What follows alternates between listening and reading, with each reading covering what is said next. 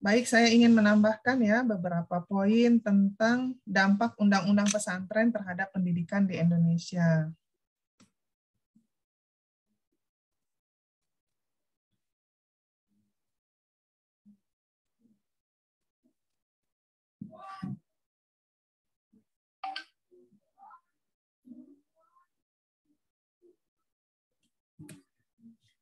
Nah, sebelum kita membahas tentang Undang-Undang Pesantren yang sudah disahkan tahun 2019, kita tahu bahwa pesantren ini kan adalah lembaga pendidikan keagamaan Islam yang sangat tua di Indonesia. Bahkan kalau kita baca sejarahnya, pesantren itu sudah eksis sejak masuknya Islam ke Indonesia. Kan kita tahu Islam masuk ke Indonesia itu melalui saluran perdagangan, pernikahan, pendidikan, tasawuf, kesenian gitu ya.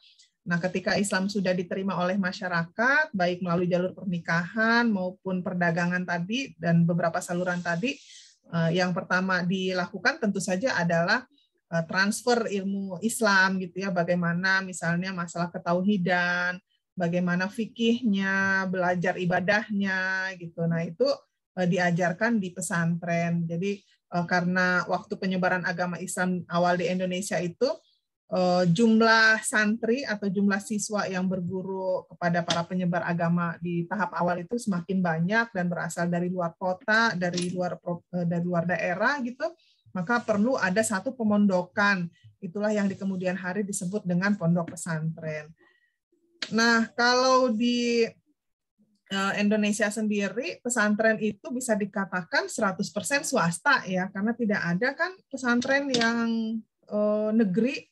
Beda dengan misalnya kita lihat di Indonesia ini kan ada dua koordinasi atau dua payung ya terhadap pendidikan. Misalnya kalau pendidikan umum itu di bawah Kementerian Pendidikan Nasional. Itu bisa dikatakan 90% lembaga pendidikan umum, misalnya SD, SMP, SMA itu adalah negeri. Kemudian kalau di bawah Kementerian Agama ada madrasah gitu ya, ada pesantren. Nah, kalau madrasah sendiri, madrasah itu sekitar justru kebalikannya. 80% sampai 90% itu dikelola oleh swasta, yayasan gitu kan, oleh ormas gitu. Nah, kemudian individu-individu yang memang mereka concern terhadap bidang pendidikan, nah itu mereka mengelola mengelola madrasah. Nah, kalau pesantren itu ya tidak ada yang negeri ya, tidak ada yang negeri. Jadi semuanya itu swasta. Nah, apa bedanya kalau lembaga pendidikan itu dikelola oleh negeri atau dikelola oleh swasta? Kalau negeri, semua pembiayaan, pengadaan sarana prasarana, fasilitas sekolah, kemudian guru, gaji guru, gitu kan, itu dari pemerintah gitu. Sementara kalau swasta dikelola oleh masyarakat, ya swadaya masyarakat gitu. Kalau di bawah ormas, mungkin ormasnya yang punya anggaran pendidikan. Tapi sebagian besar kalau yang swasta itu dibebankan kepada orang tua siswa. Itu sebabnya kenapa biaya pendidikan di sekolah swasta itu agak tinggi gitu ya, agak mahal karena semua swadaya. Jadi SPP-nya untuk sarana prasarana, untuk pengembangan mutu pendidikan, untuk misalnya gaji guru, untuk meningkatkan upgrade status sekolah, ya pengadaan kelengkapan sekolah dan lain-lain itu berasal dari SPP siswa gitu. Itu yang membuat mahal. Jadi ini kalau di tahun 2015 saja berarti sudah cukup lama ya. Ada sekitar 28.961 pesantren. Nah, ini data 2015. Sekarang lebih besar lagi. Ini apa namanya? Karena apalagi tren sekarang ini alhamdulillah menunjukkan tren yang positif ya. Kalau di tahun-tahun 2000-an itu trennya misalnya memasukkan anak di sekolah IT, Islam Terpadu, karena mereka menganggap bahwa madrasah itu sekolah yang kumuh gitu ya, yang kualitasnya di bawah sekolah umum gitu, sementara mereka pengen pendidikan agama juga terpenuhi. Jadi tren orang tua di perkotaan sekitar tahun 2000-an itu menyekolahkan anaknya di sekolah IT. Makanya banyak berkembang ini ya sekolah IT, misalnya SD IT, SMP IT, SMA IT, Al-Azhar, ada apalagi kalau di daerah bahkan ada yang mirip-mirip, misalnya Al-Izhar atau apa, banyak ya sekolah IT. Nah, tapi di tahun 2000 ya sekitar 2010-2020 ini ya 5 tahun sampai 10 tahun belakangan ini alhamdulillah trennya justru sekarang ke pesantren ya. Jadi anak-anak itu terutama orang tua yang di perkotaan itu mulai merasa bahwa pesantren adalah lembaga pendidikan yang tepat. Karena di pesantren itu kan tidak hanya mengajarkan ilmu umum, ilmu agama, tetapi juga karakter, 24 jam diawasi gitu kan.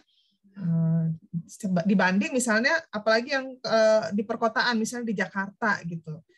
Kadang-kadang orang tua yang di ibu kota, di kota-kota besar provinsi misalnya, itu merasa was-was kalau anaknya pulang sekolah, ketemu dengan siapa nggak tahu, pergaulannya bagaimana nggak tahu gitu kan, banyak terjadi tawuran, banyak narkoba, banyak pergaulan bebas dan lain sebagainya. Itulah ya ada positifnya gitu ya, tren memasukkan anak ke pesantren.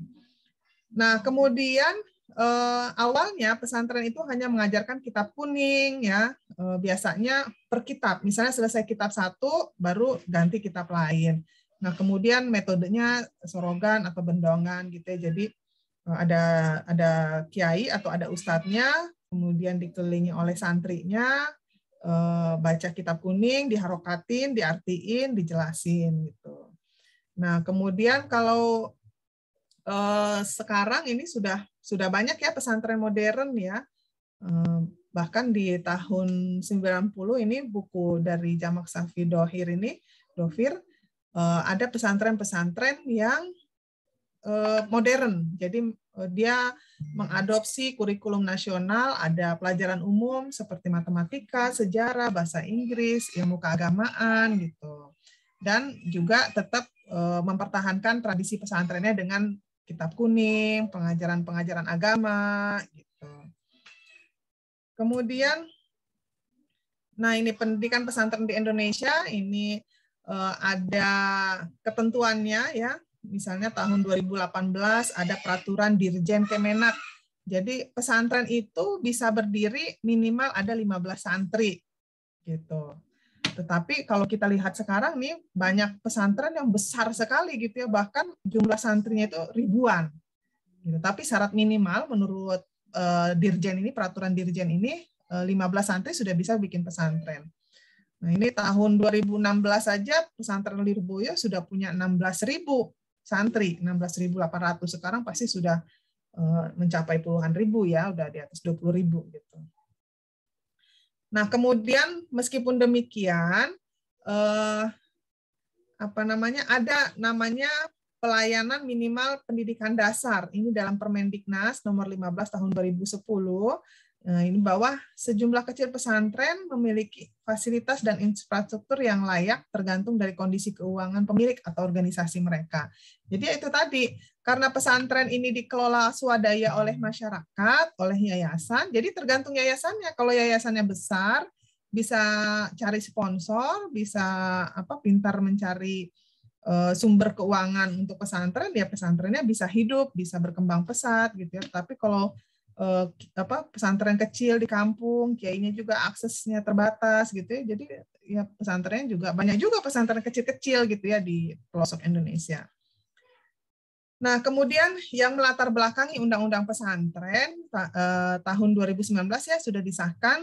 Nah, ini adalah tuntutan masyarakat kita kepada pemerintah agar mengakui peran historis pesantren sebagai bagian otentik dari kebudayaan Indonesia yang sudah ada di tengah masyarakat sejak lama, seperti saya katakan tadi ya, sejak awal masuknya Islam ke Indonesia, dan juga berkontribusi terhadap perkembangan negara, karena dalam sejarahnya para santri ini juga ikut membela dan mempertahankan kemerdekaan gitu ya. Kemudian Undang-Undang Pesantren tahun 2019 kalau kita lihat bagian-bagiannya itu terdiri dari ketentuan umum, ada asas, tujuan, ruang lingkup, kemudian pendirian dan penyelenggaraan pesantren, lalu ada pesantren dalam fungsi pendidikan, pesantren dalam fungsi dakwah, pesantren dalam fungsi pemberdayaan masyarakat. Nah, kita tahu pesantren itu tidak hanya berfungsi sebagai pendidikan ya, misalnya hanya mendidik santrinya, dia lebih dari itu. biasanya kalangan pesantren juga kan melakukan fungsi dakwah gitu ya. Mereka berkewajiban untuk tetap mensyiarkan agama Islam. Gitu. Banyak yang ustadz-ustadz di pesantren itu melakukan dakwah ke masyarakat sekitar pesantren, dan bahkan juga bisa kalau di zaman IT sekarang ini, di masa pandemi ini, siar pesantren bisa lebih luas lagi karena bisa melalui Zoom gitu kan, sehingga dakwahnya itu bisa menasional gitu ya. Kita lihat ustadz-ustadz di TV itu kan dakwahnya mencapai semua provinsi di Indonesia dengan media gitu kan. Nah, kemudian pesantren juga punya fungsi untuk pemberdayaan masyarakat. Biasanya kalau ada pesantren, paling tidak masyarakat di sekitar pesantren itu ikut terberdaya ya. Kesejahteraannya ikut meningkat. Ya, misalnya di pesantren itu kan perlu taruhlah kalau yang bagian-bagian kecilnya itu ada bagian misalnya ibu dapur gitu kan. Nah, itu kan dari masyarakat sekitar. Terus misalnya dari kalau di kantor misalnya kayak ada OB gitu kan, ada ya kalau yang kasar-kasarnya ya, maksudnya pekerjaan yang memerlukan tenaga gitu kan, itu bisa dari masyarakat sekitar. Terus bisa juga untuk pemberdayaan ekonomi masyarakat sekitar pesantren, mereka bisa dagang gitu kan, kebutuhan-kebutuhan yang diperlukan oleh santri. Bayangkan kalau santri jumlahnya ribuan, terus disuplai oleh barang-barang belanjaannya itu oleh masyarakat sekitar, pasti kan sangat membantu sekali ekonomi masyarakat sekitar. Kemudian kalau yang berpendidikan, misalnya warga sekitar yang berpendidikan, itu biasanya juga diberdayakan untuk sebagai tenaga pengajar gitu. Kemudian struktur yang lain, ada pengelolaan data dan informasi, ada pendanaan, ada masalah kerjasama, ada partisipasi masyarakat, dan terakhir biasanya ada ketentuan peralihan dan penutup. Nah, poin utamanya ini bahwa lembaga pendidikan pesantren itu harus mengajarkan siswanya menggunakan kurikulum Kitab Kuning. Jadi di pesantren ini tetap diajarkan Kitab Kuning. Kemudian pesantren adalah sebagai lembaga mandiri gitu, karena pesantren ini punya ciri khas ya, institusi yang menanamkan nilai-nilai keimanan kepada Allah. Kemudian ada juga membahas di dalam undang-undang pesantren itu tentang siapa yang bisa mendirikan pesantren. Jadi pesantren itu kalau menurut undang-undang ini paling tidak dia ada kiainya, kemudian ada yang jelas ada masjidnya. Jadi yang di pesantren yang penting ada masjid. Kemudian ada santrinya dan ada asramanya gitu ya. Terus siapa yang bisa menjadi kiai? Nah, yang bisa menjadi kiai dia harus punya latar belakang pendidikan, boleh dari pendidikan pesantren, atau kalau dia bukan pesantren dia lulusan dari perguruan tinggi keagamaan Islam gitu. Lebih bagus lagi kalau linear semua. Jadi dia santri, lulusan pesantren, dan dia juga lulusan dari pendidikan tinggi keagamaan Islam. Ya seperti kalian ini gitu kan, misalnya dulu nyantri di Gontor, dulu nyantri di Dar El Qolam, terus lanjut ke UIN Syarif Hidayatullah. Wah, itu udah memenuhi syarat sekali gitu untuk jadi kiai gitu. Mudah-mudahan di antara teman-teman di kelas ini ada yang jadi kiai ya, agar syiar agama kita bisa menyebar ke seluruh pelosok Indonesia. Kemudian di pesantren ini juga mengatur tentang proses pembelajaran gitu ya. Ijazah kelulusannya itu setara dengan ijazah dari sekolah umum. Kemudian pesantren juga bisa mendapatkan dana abadi dari anggaran kementerian gitu.